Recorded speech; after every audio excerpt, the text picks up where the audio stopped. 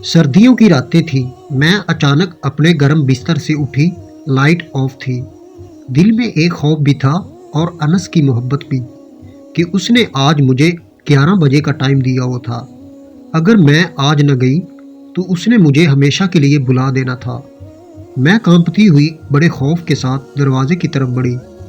चुपके से दरवाज़ा खोला और आहिस्ता आहिस्ता कदम रखती हुई उस खाली कमरे की तरफ चल पड़ी जिसका मैंने उसे बताया हुआ था।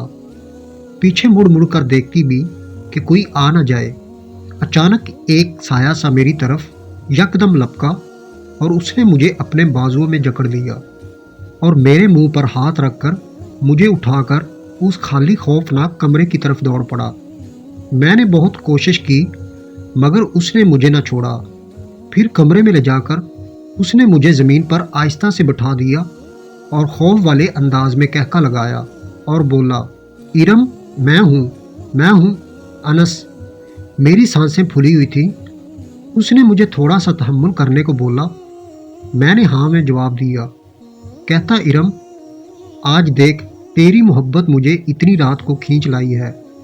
मैं तेरे बगैर ज़िंदगी नहीं गुजार सकता। आज तुमने भी मुझे बताना है कि क्या तुम मुझसे सच्ची मोहब्बत करती हो या टाइम पास।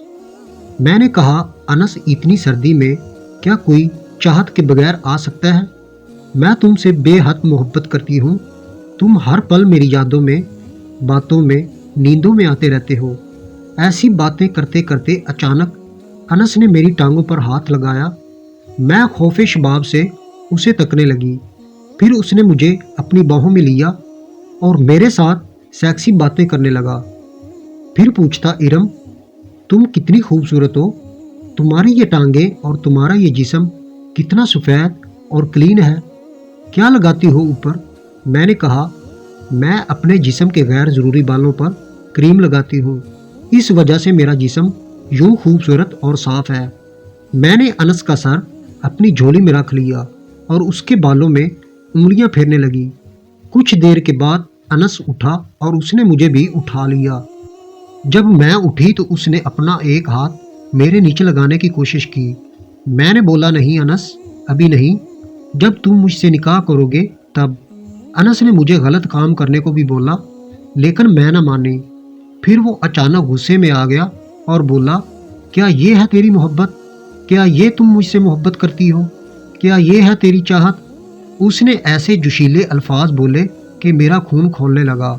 मैंने कहा, अच्छा जी, मोहब्बत क्या इसे कहते हैं। उसने कहा, जी हाँ, ये भी मोहब्बत का एक हिस्सा है। मैं उसकी बातों में आ गई। उसने मेरे साथ बदफेली करना शुरू कर दी। फिर वो किया जिसकी मुझे तवक्को भी न थी। हमारी ये मोहब्बत तकरीबन 1 साल से चल रही थी। मेरा नाम इरम है और हम मालिक मकान थे। अनस हमारा किराएदार था। उसने 1 साल से मुझे अपनी नज़रों में रखा हुआ था। दिन को वो रिक्शा चलाता था और रात को मुझ पर अपने प्यार के झूठे जाल बिछाता रहता था। गलत काम करने के बाद जब मैंने उसे निकाह करने को बोला तो वो चंद दिन मुझसे टाल मटोली करता रहा और फिर अचानक से गायब हो गया। उसको मुझसे मोहब्बत नहीं थी बल्कि वो एक ठरकी दरिंदा था जो अपना मतलब निकाल कर तितर हो गया और कभी मुड़कर भी ना आया।